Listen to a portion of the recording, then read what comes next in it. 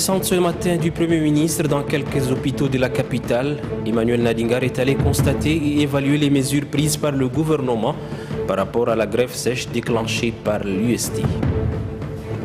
La question des droits de l'homme et celle de l'enfant soldat au centre de la rencontre qu'a eu ce matin le président de l'Assemblée nationale avec une délégation américaine chargée des questions des droits de l'homme.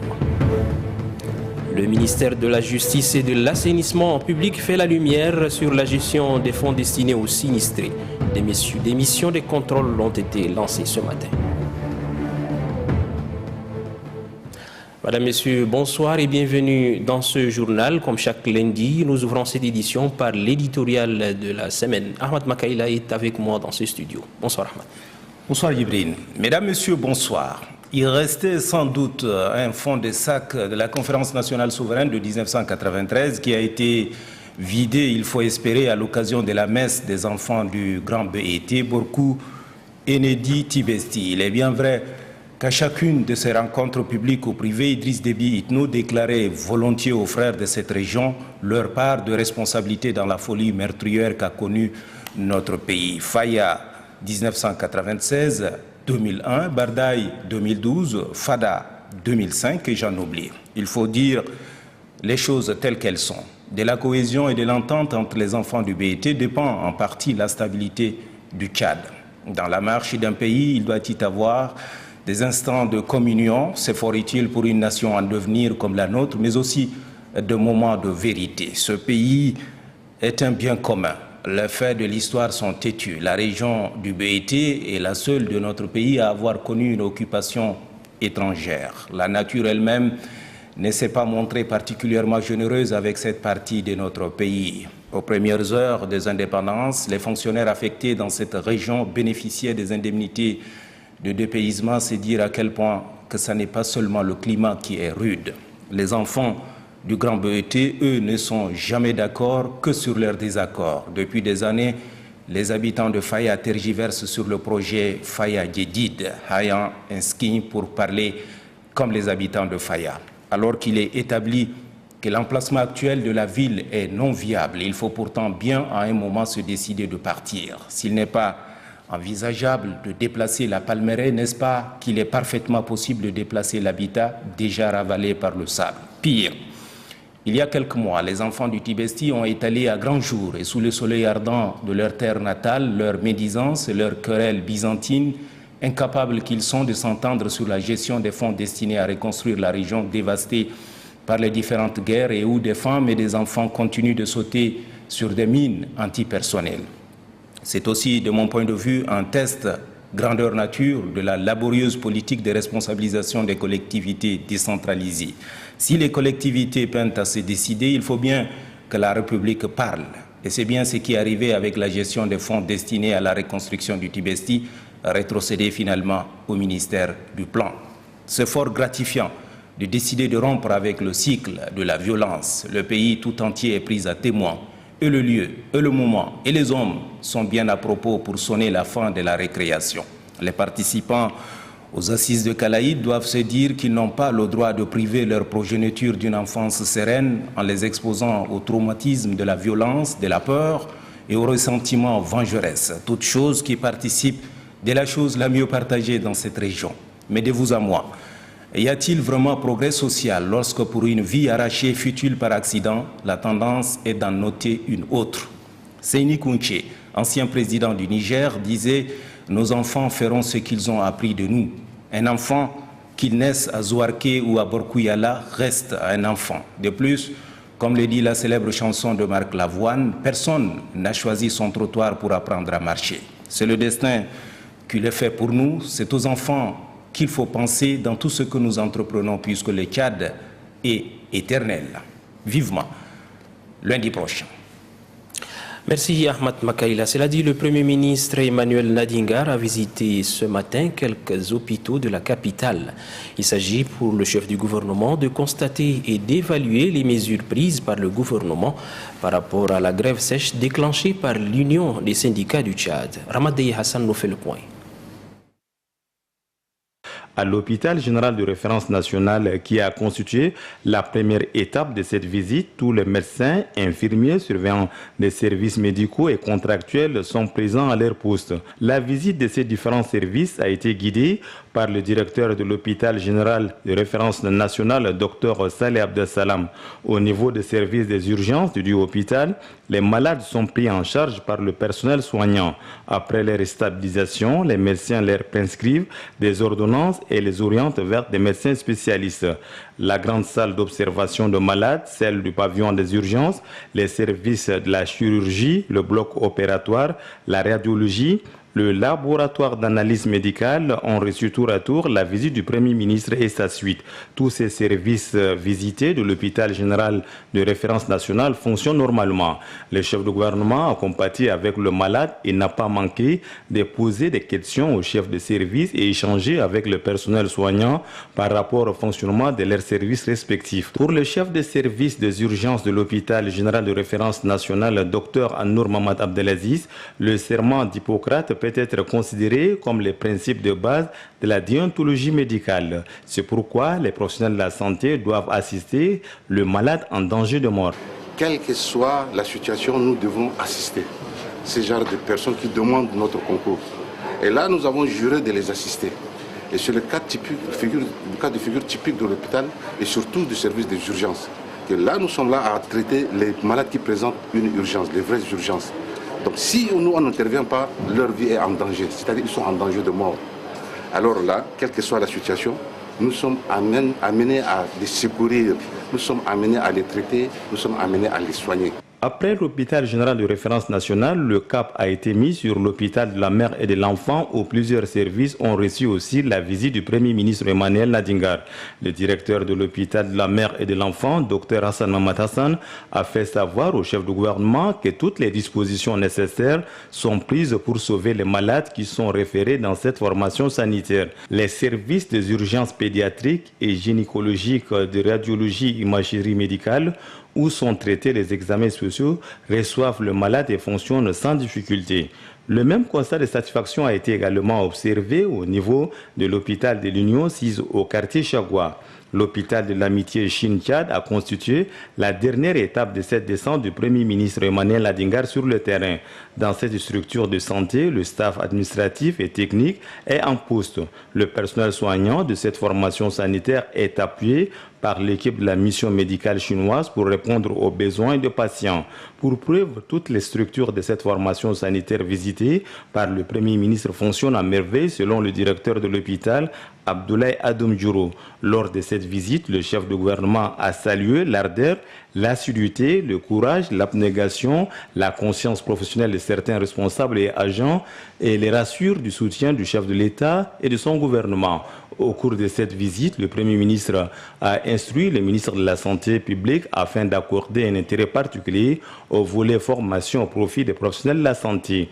Quelques agents de services de santé de l'armée ont été déployés pour renforcer le personnel soignant dans certaines formations sanitaires de la capitale. Des dispositions sécuritaires sont prises pour protéger les agents consciencieux afin de vaquer normalement à leurs activités. Le Premier ministre Emmanuel Nadingar a aussi évoqué avec le responsable du ministère de la Santé publique la loi numéro 08 portant réglementation de l'exercice du droit de grève à propos des services minimums obligatoires dans le secteur de la santé.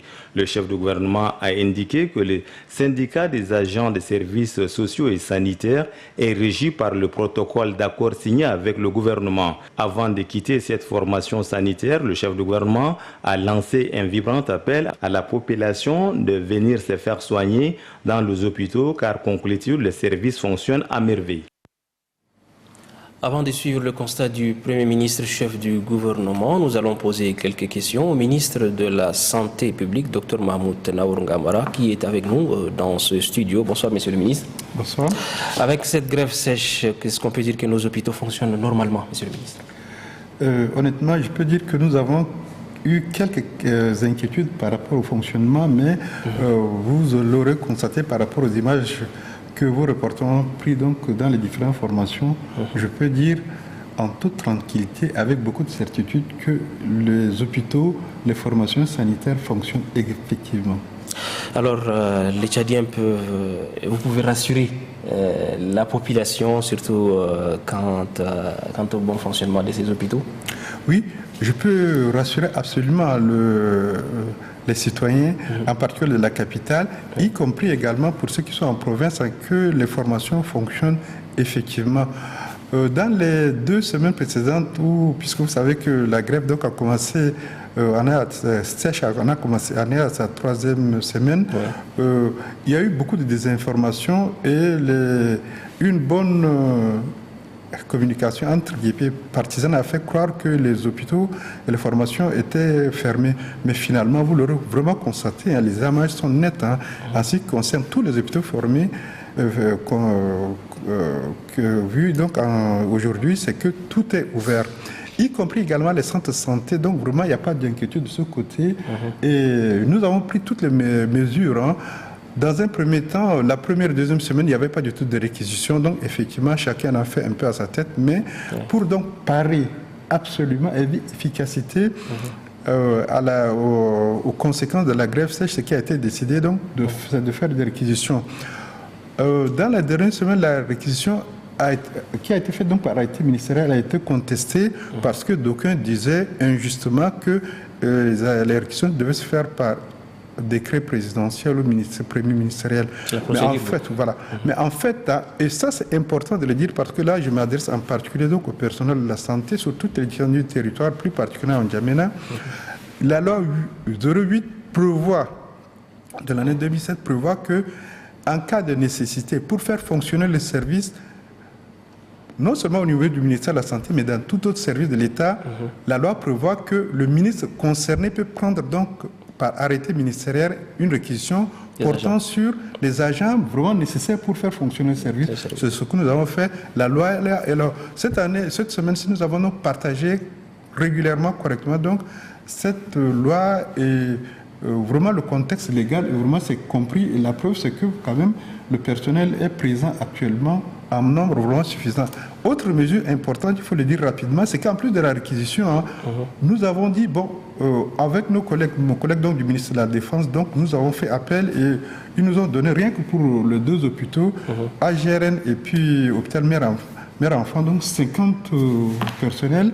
Même chose également du côté de la Croix-Rouge, donc le président Youssouf Abakar Zayed a répondu, et vraiment de ce côté-là, nous avons un renfort en personnel de la santé militaire et également en personnel de la Croix-Rouge.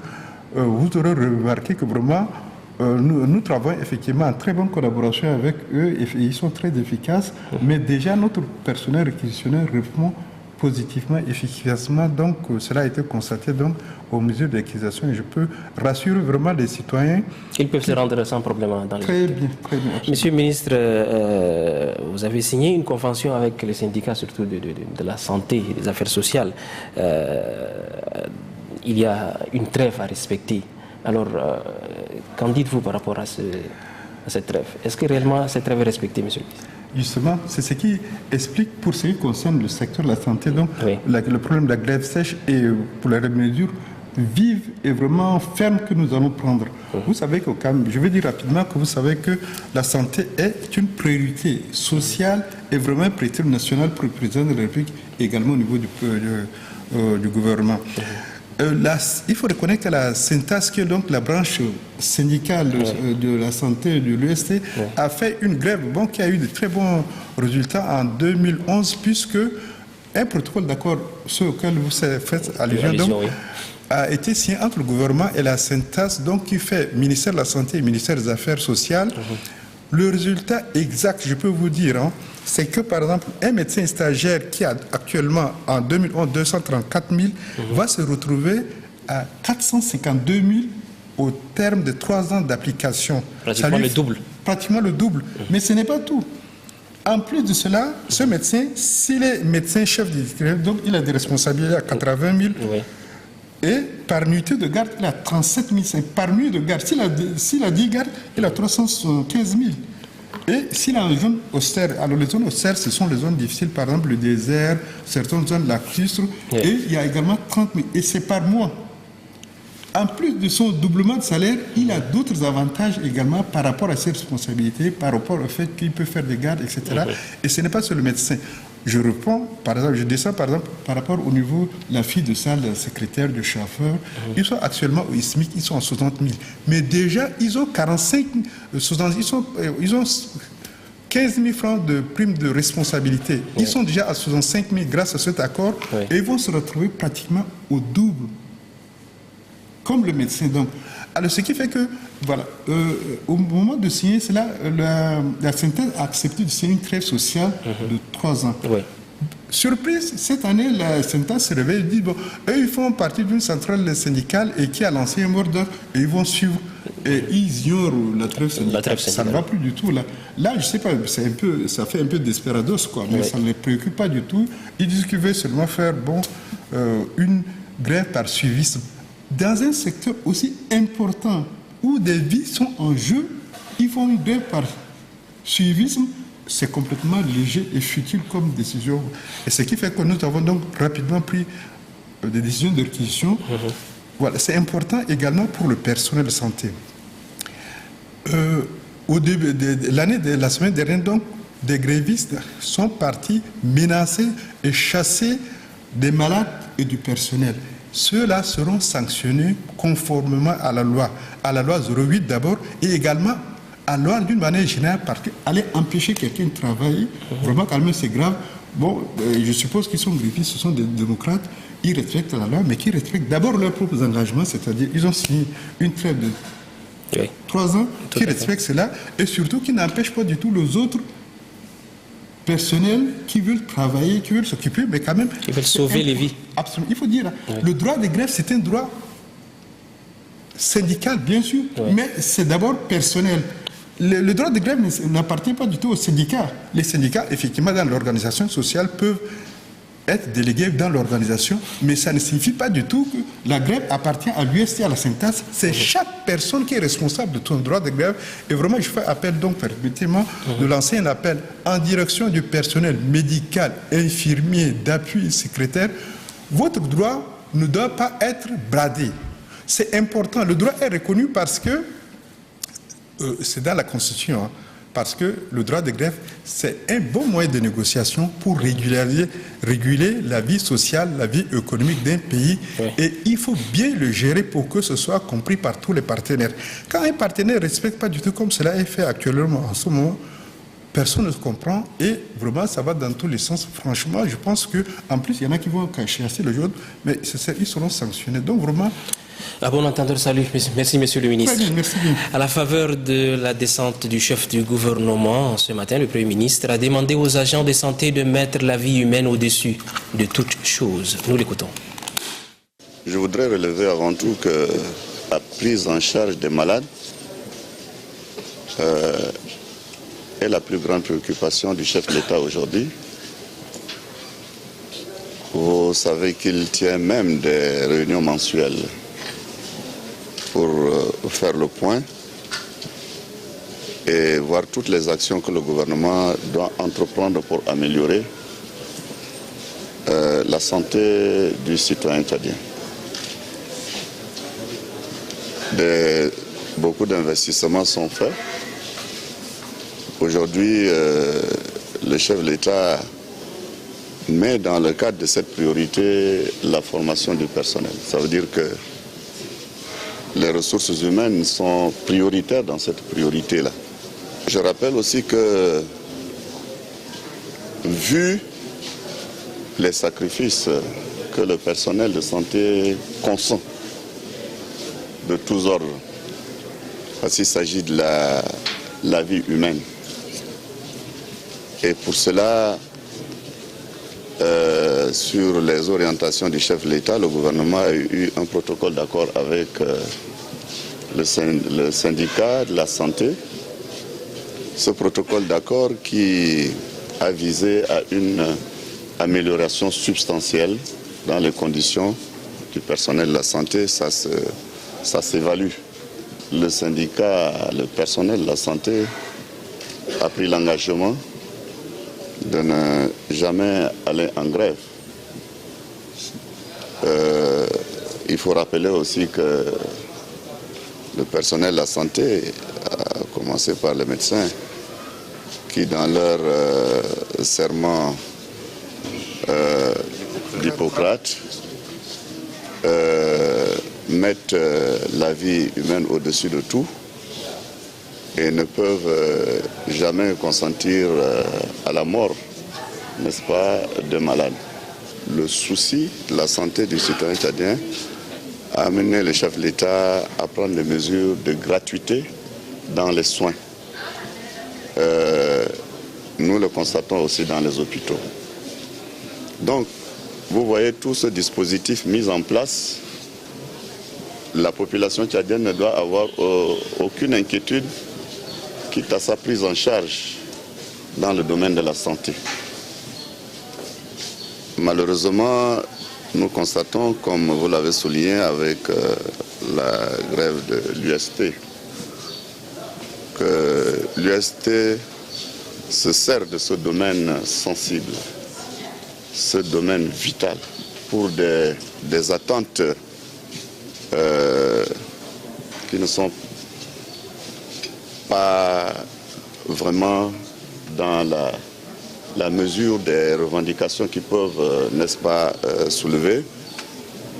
Ils ont influencé sur des agents de la santé au point où, à un moment donné, il a été constaté qu'il y a du personnel de la santé qui a manqué à son devoir.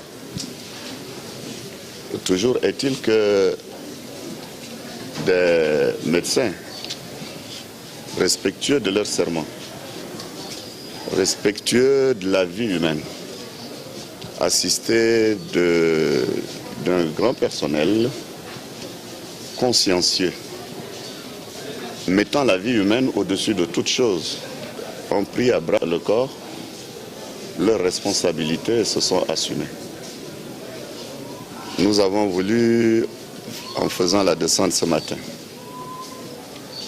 évaluer un peu toutes les mesures prises par le gouvernement, à savoir le respect de la sentence vis-à-vis de ses engagements, que le personnel est au travail pour les malades. Nous nous sommes rendus compte que dans les différents hôpitaux, le personnel est là et couvre les soins. C'est vrai qu'au niveau de l'hôpital général de référence nationale, un renfort était nécessaire. Et pour cela, nous avons pris aussi des dispositions à travers d'autres structures sanitaires telles que le personnel de l'armée disponible, autour d'une cinquantaine, médecins et agents de tous ordres confondus, étaient là, n'est-ce pas, pour pallier là où les besoins se font sentir. Au niveau de l'hôpital de la mère et de l'enfant, on nous a rassuré que tout le monde était là. L'assistance des partenaires, ceux qui se sont vus réquisitionnés étaient là. Et un grand personnel était là également. Et tous les services se sont couverts.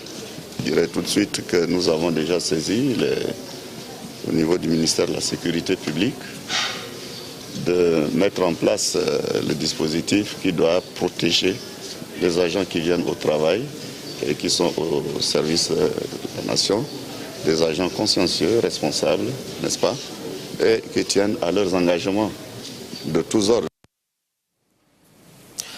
Bientôt un plan de district pour l'élimination de la transmission du VIH-Sida de la mère à l'enfant dans les régions de N'Djamena et du Logone occidental. Le document est au centre d'une rencontre qui se tient depuis ce matin à l'hôtel La Résidence. C'est une rencontre qui regroupe le personnel de santé venant des différentes régions du pays. Marale Joséphine. L'élimination de la transmission du VIH-Sida de la mère à l'enfant ne peut se réaliser que grâce à la planification technique des activités de lutte basées sur les réalités spécifiques de chaque région. C'est ce souci qui a animé le ministère de la Santé publique à organiser cette rencontre regroupant tous les acteurs impliqués dans la mise en œuvre prochaine de cette micro-planification dans les régions de N'Djamena et du Logone occidental. Il est question pour les participants de procéder à l'identification des goulots d'étranglement et des dispositifs disparités, de faire une analyse causale et de proposer des solutions appropriées susceptibles de prévenir la transmission du VIH-Sida de la mère à l'enfant. Suivi et évaluation de la PTME et la prise en charge pédiatrique sont aussi au nombre des thèmes qui seront débattus. Ceci afin d'améliorer considérablement les indicateurs de cette voie de transmission du couple mère-enfant et atteindre les objectifs du millénaire pour le développement. Le VIH-Sida est l'une des causes de la mortalité maternelle, néonatale et infantile pour lequel investissent les agences onusiennes représentées au Tchad, relève le représentant de l'UNICEF, Bruno Maes. Le secrétaire général du ministère de la Santé publique reconnaît les efforts fournis par le gouvernement en matière de lutte contre la transmission du VIH-Sida de la mère à l'enfant. Cependant, souligne-t-il, des facteurs favorisants sont notoires. La situation du pays en termes d'intervention de la prévention du VIH de la mère à l'enfant est marquée par une faible couverture en structures sanitaires qui pratiquent la PTME, 13%, une insuffisance du personnel qualifié, un faible taux de fréquentation en consultation prénatale, 54%, un faible taux d'administration des ARV prophylactiques pour réduire la transmission du VIH de la mère à l'enfant, 11%, et un faible taux de dépistage de VIH chez les femmes enceintes. Pour le secrétaire général Mahaman Nourouadak, ces deux régions, à savoir N'Djamena et le Logone occidental, sont retenues au regard de leur faible couverture en PTME et aussi de leur poids démographique. Les gestionnaires des produits de la santé et de reproduction sont aussi en session de formation, une session qui s'inscrit dans le cadre de la mobilisation de tous les maillons de la chaîne pour l'accélération de la réduction de la mortalité maternelle et infantile. Adoum Abdelkader. La gestion des stocks de produits de la santé et de reproduction pour une campagne efficace en vue de réduire la mortalité maternelle, néonatale et infantile, tel est l'objectif de cet atelier. Cette session regroupe le personnel du ministère de la Santé publique, les responsables des pharmacies régionales, ceux de la centrale pharmaceutique d'achat, ainsi que les points focaux de la santé de reproduction. Les participants vont se familiariser avec deux nouveaux outils de gestion de stock de produits pharmaceutiques, notamment le logiciel CCM et Chanel. Ces logiciels devraient permettre une meilleure planification et gestion des approvisionnements de médicaments afin de garantir une disponibilité dans tous les centres des produits de la santé et de reproduction. Selon le représentant assistant de l'UNFP et Tokbe Ngagideba, il est important que les gestionnaires de stocks puissent s'approprier les techniques d'usage de ces systèmes d'exploitation avant la phase de pilotage. Du côté du ministère de la Santé publique, l'on se félicite de la tenue de ces assises, un atout pour élever les défis liés à la gestion des produits de la santé de reproduction. Il est vrai qu'aujourd'hui, si on voit dans l'ensemble du pays, les produits ne manquent pas. Mais comment ils sont gérés, c'est là les défis. Comment, à l'horizon 2015, arriver à mettre à la disposition de toutes les utilisatrices et utilisateurs de nos centres de santé, de nos hôpitaux de district, de nos hôpitaux régionaux, les produits SR de bonne qualité, disponibles. C'est là les défis. Pour le docteur Djabar Hamid, cette session de formation marque une étape importante dans le processus enclenché dans la lutte contre la mortalité maternelle, néonatale et infantile au Tchad. Une délégation américaine chargée des questions des droits de l'homme a été reçue par le président de l'Assemblée nationale, Haroun Kabadi. La rencontre a porté sur la question des droits de l'homme et celle de l'enfant soldat. Doba Robert. La délégation américaine conduite par le sous-secrétaire d'État adjoint, Bureau des Affaires étrangères Ruben Brigitti, a eu des échanges avec le président de l'Assemblée nationale, Haroun Kabadi. Les échanges ont porté sur des questions liées aux droits de l'homme en général et plus particulièrement celui d'enfants soldats.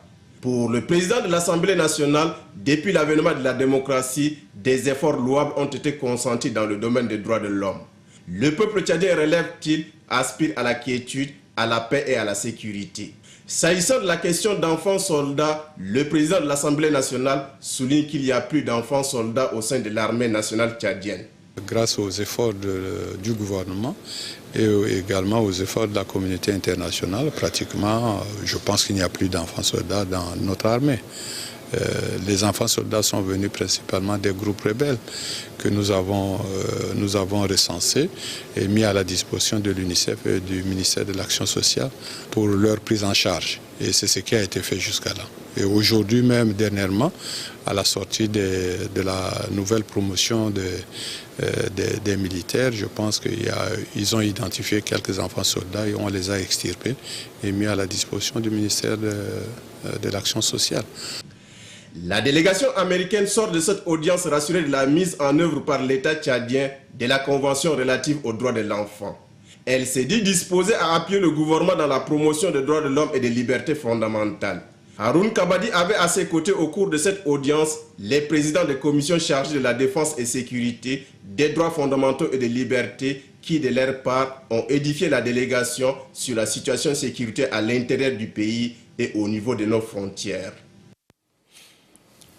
Une nouvelle brève, le ministre du Plan de l'économie et de la coopération internationale, Abedou Mrakordji, et l'ambassadeur chef de délégation de l'Union européenne, Hélène Cavé, ont signé ce matin des avenants aux conventions de financement des 2 programmes d'appui au développement local et à la gestion des ressources naturelles. Cette convention vise à l'amélioration des conditions d'insertion des Tchadiens rentrés précipitamment de la Libye et également à l'amélioration des conditions de vie des populations autochtones des zones d'accueil.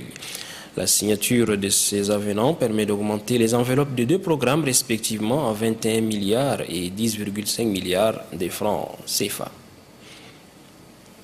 À la cérémonie de la signature des avenants aux conventions du PADL-GRN et PADL-2, le ministre du Plan de l'économie et de la coopération internationale se réjouit de cet appui financier de l'Union européenne et rassure que ces fonds seront bien gérés pour le bien-être des populations concernées. Nous l'écoutons. Malgré tous les efforts consentis, la nécessité de réinsérer durablement ces retournés s'impose. C'est pourquoi le gouvernement, à travers les services de l'Ordonnateur national du Fonds européen de développement, a sollicité le concours de l'Union européenne pour son appui. L'Union européenne a répondu favorablement à cette requête en allouant une enveloppe de 7 millions d'euros qui vient renforcer les 2 programmes de développement local en cours d'exécution.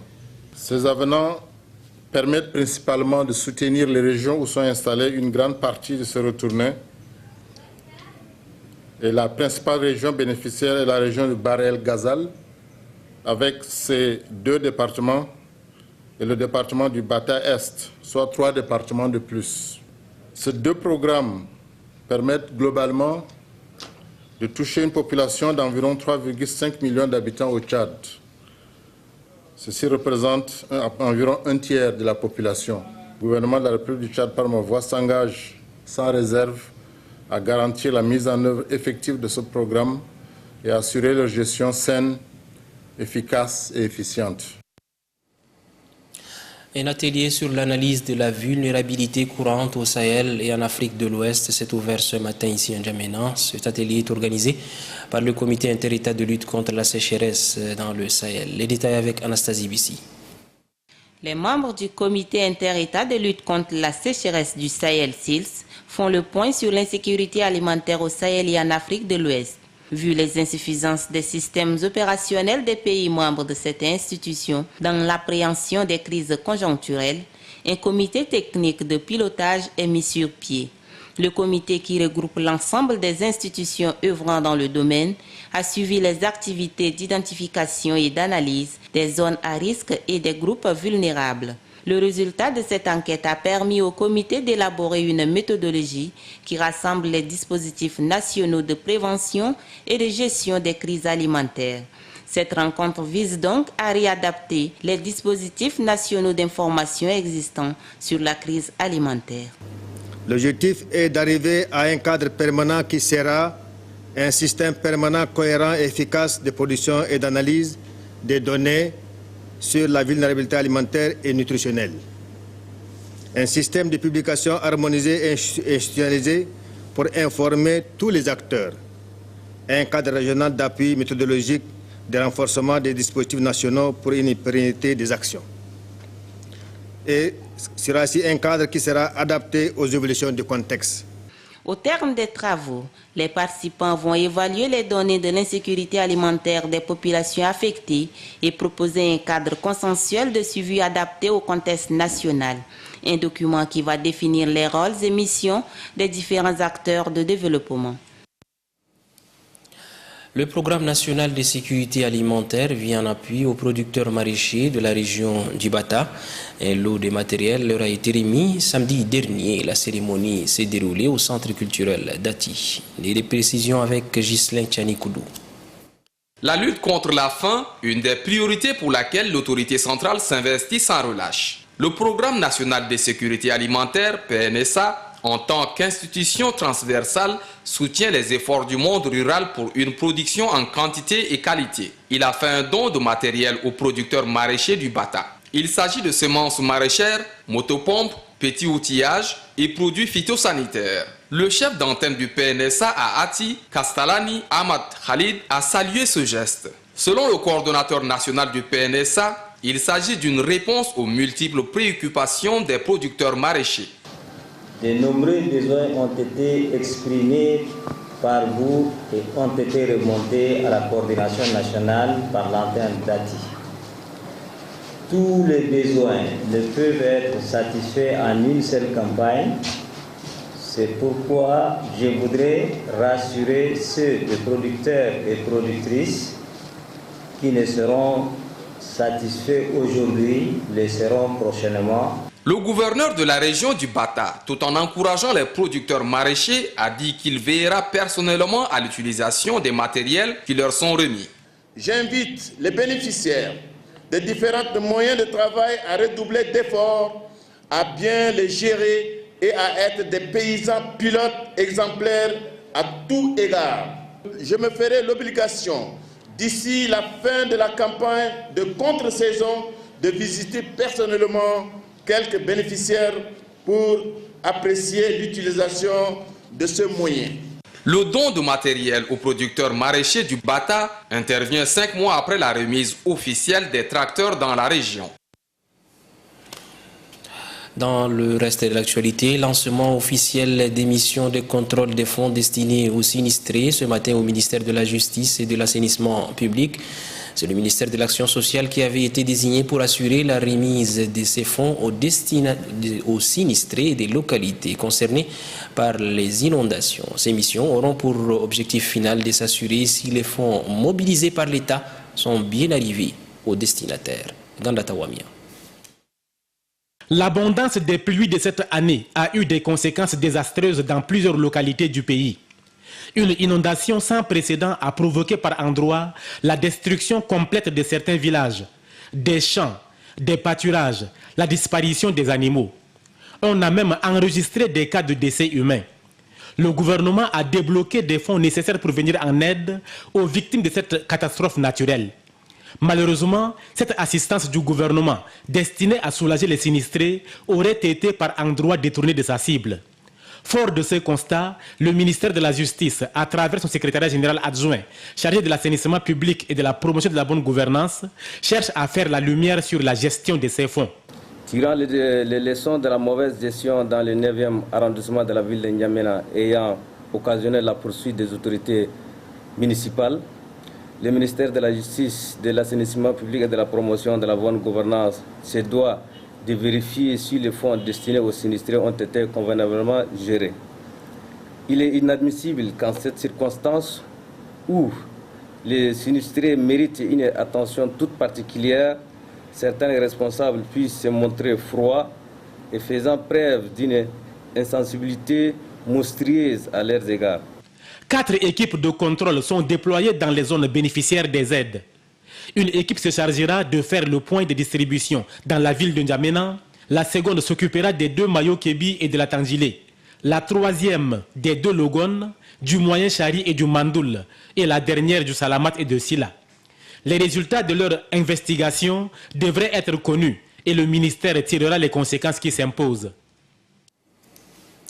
Après le sud du pays, le ministre de la Jeunesse et des Sports, Haikal Zakaria, s'est rendu à Ati. C'est une mission qui s'inscrit dans le cadre de la campagne de sensibilisation et d'information sur le Fonds national d'appui à la jeunesse. Des précisions avec Loubadoumbaï Talomadi. La ville d'Ati a réservé un accueil chaleureux au chef du département de la jeunesse et son équipe. Il a été accueilli par le gouverneur de la région du Bata, Ngarbouj Mender Jacob. Aussitôt arrivée, la délégation s'est entretenue avec les jeunes sur les mécanismes d'accès au financement du Fonds national d'appui à la jeunesse. Le ministre de la Jeunesse et des Sports, également président du conseil d'administration du Fonds national d'appui à la jeunesse, appelle les jeunes à entreprendre. Aïkal Zakaria Ben Djibrine souligne que le Fonds national d'appui à la jeunesse a été mis en œuvre en 2011, justement pour soutenir cette jeunesse qui crée de l'emploi et de la richesse.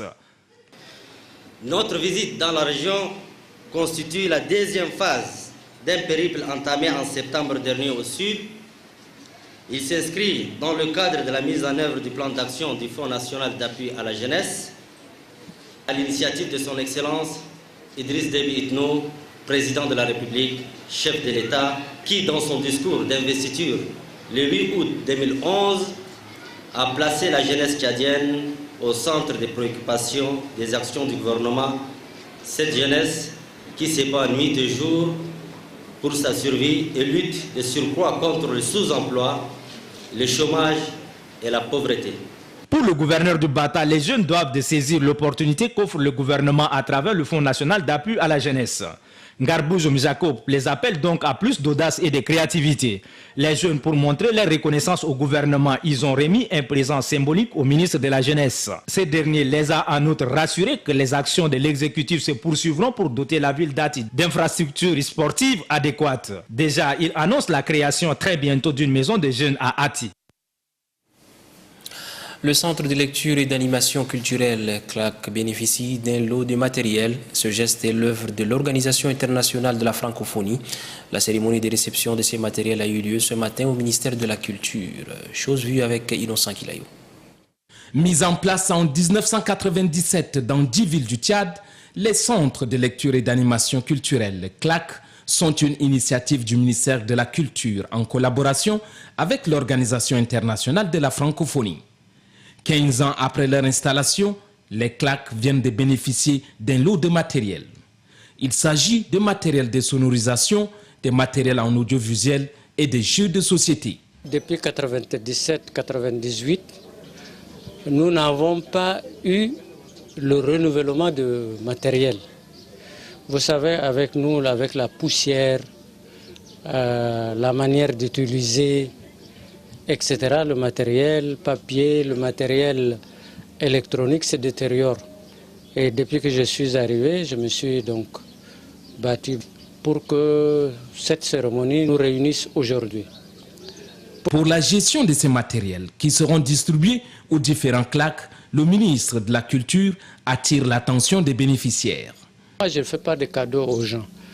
Moi, quand c'est un matériel qui appartient à tout le monde, ce matériel doit être utilisé par tout le monde. Si quelqu'un s'amuse lors de nos visites que ce matériel tout neuf disparaisse, ou il rembourse, ou bien on le confie à qui de droit, parce que le matériel appartient au Tchad, c'est-à-dire nous tous. Le ministre de la Culture, Kayar Oumar Defala, annonce aussi que son institution et l'OIF vont bientôt mettre sur pied 10 autres centres de lecture et d'animation culturelle. Voilà, c'est ici que s'achève cette édition, un peu plus longue, actualité oblige. Merci de l'avoir suivi, bonsoir et à demain. Plaise à Dieu.